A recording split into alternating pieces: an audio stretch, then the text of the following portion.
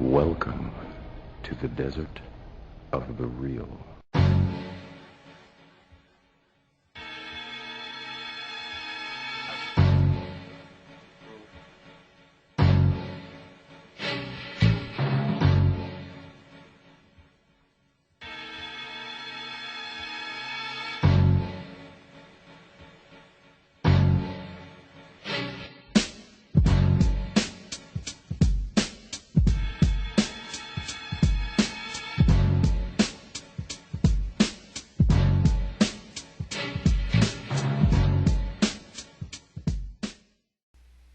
Peace, family. This is your brother, Mr. Holipsism. I haven't actually done a video like this in a little bit because, you know, the spirit hasn't hit me, and I go by that old saying, wise man speaks when he has something to say, and a fool speaks because he has to say something.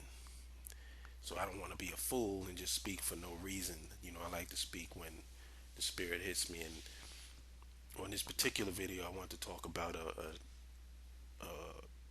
private message that I got from somebody on YouTube. And I don't want to, tell the person's name or anything like that.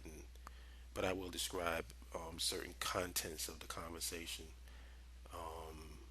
And I think that'll protect the person because nobody would know or make a connection about who it is anyway.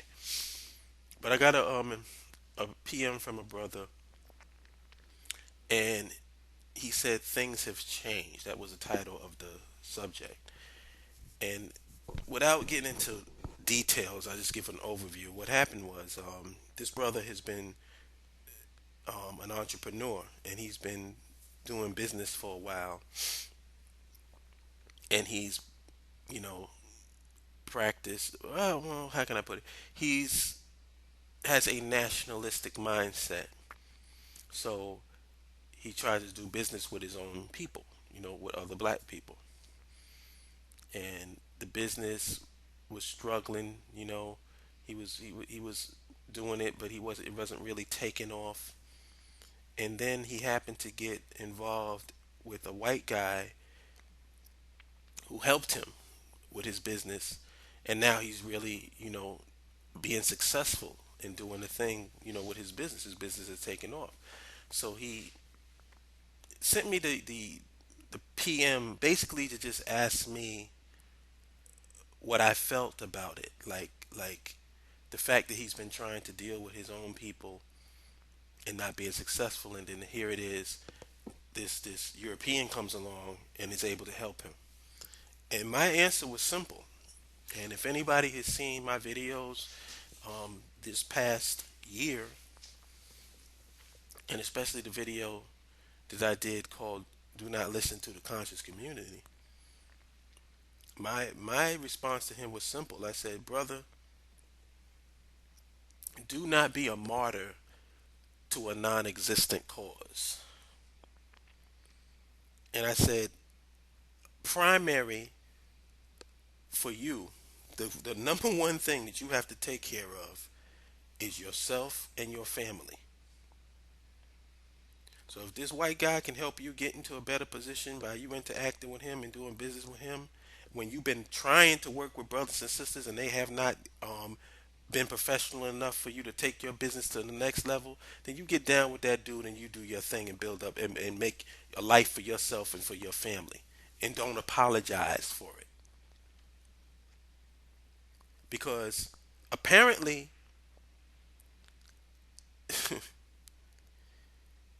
it's difficult for me to let these words even come out of my mouth. But I can only, I got to be real with y'all and let y'all know how I'm feeling. Apparently, if you look at the grand scheme of things, if you look at the flow of events and what's going on in this world today, and how far behind the eight ball we are as a people, it seems to me that fixing problems or solving things collectively, thinking as a collective, thinking as in a communal way, developing our socioeconomic and political infrastructure as a people It's not even on the minds of our leaders, definitely, and not even on the minds of most of our people. The demographic that I represent is a small but passionate demographic. And I'd be the first to say that. I don't represent the majority of black folks and how they think. The majority of black African people around the globe, I don't represent that and how my mindset is because I'm thinking like a nationalist. I look at us as a global people. And I realize that.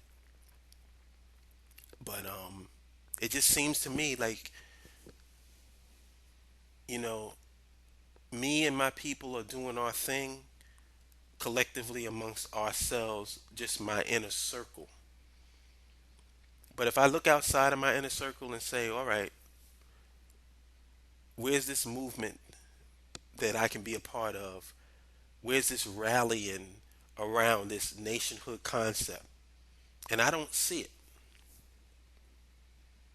Like I said, there's small pockets, and I'm definitely not dismissing the people that's down with me because, as far as I'm concerned, they're a part of my circle.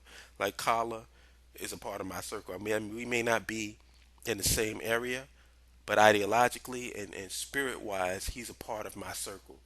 Kamal McCasey, the Tahuti, is a part of my circle. Um, Shaka and Dugu Kemet is a part of my circle. You know what I'm saying? All of these brothers, and I don't want to go down the line because I'm going to forget um, somebody, so I won't even want to do no name calling. But that's basically what I'm saying is, um, I told this brother that the most important thing is you and your family. And especially when you're at a point now where there's no infrastructure and no support system to support your nationalist tendencies. So you out here trying to keep it real for the race. In the meantime, the participants and constituency within this makeup are not making life easier for you. And if they can't make life easier for you and your business, how are you going to make life easy for your family? So ultimately, if that white dude can help you go to the next level, go to the next level. Never sell your soul. I don't think that by you interacting with him and doing business with him, that that's some, sellout maneuver because business is dealing with everybody.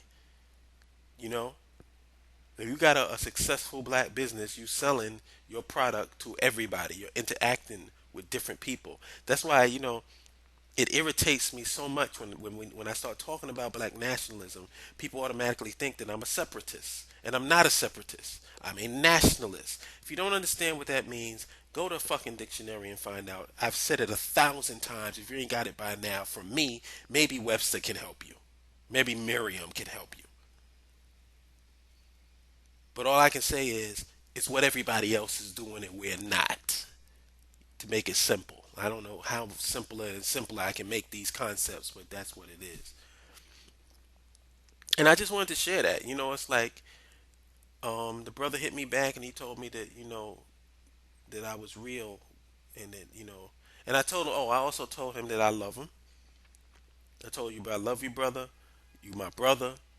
Do your thing. I know that if anything pops off and for some miracle, black folks decide that they're gonna um, have a movement toward nationhood, I know that this brother would be down with it, you know, because he's a good brother. But right now, I do not endorse being a martyr for a non-existent cause. Don't be a martyr without a cause. Because where is this groundswell, this grassroots movement toward nationhood? It doesn't exist. And if you look at our power structure, like oh wow, power structure. If you look at our leadership, they don't seem to be overly concerned about it. I mean, what are you hearing from them? I mean, I guess they're waiting for the next black person to be dragged from behind the back of a truck, or somebody to be, like a noose to be hung from a tree, or somebody to say the N word. That seems to be where the majority of black leadership seems to be focused on that area. That nationhood stuff, that socio-economic and political infrastructure, control over our neighborhoods and our communities, that's passe. So my position is simple, and I told the brother this. It's like I'm not a part of any cause. I'm not a part of any movements unless that movement can show me that it's serious. And from what I see and where I stand, I don't see any serious movements going on. Me and my people are doing our thing, and we trying to make that happen on our end. But outside of the circle of people that I deal with, I don't see it. What I basically see is a bunch of defeated Negroes. Some of them are confused and don't really understand what's going on, and some of them know exactly what's going on and choose to be bootlicker Negroes. And that's what the demographic we got going on right now. So this is no particular point to this. I just want to share that that message that the brother sent me, and I want to share that message with anybody else out here who's listening. Do not be a martyr to a non-existent cause. Unless our people collectively are moving in a position where they want to establish a socioeconomic and political infrastructure, you got to go out here and do what you got to do to provide food, clothing, and shelter for yourself and for your family, because Lord knows we ain't doing it for you. Collectively as a people, we don't have no support systems in place. And do not allow anybody to make you feel a certain way about it. If they try to make you feel a certain way about it, you tell them fuck you. And why don't you go into your pocket or go into your 401k or go into your situation and help finance what I'm doing? If you can't do that, then shut the fuck up. Just keep it real with them. Because that's what it's all about right now. All of this conscious shit and all of this whatever. If we cannot build an institution, if we cannot make a socioeconomic and political infrastructure, if we cannot have an actual, tangible, concrete black community or conscious community, what the fuck are you keeping it real for? You know what I'm saying? So keep it real for yourself and keep it real for your family. And that's all I got to say. I'll holler at you good people later. Peace.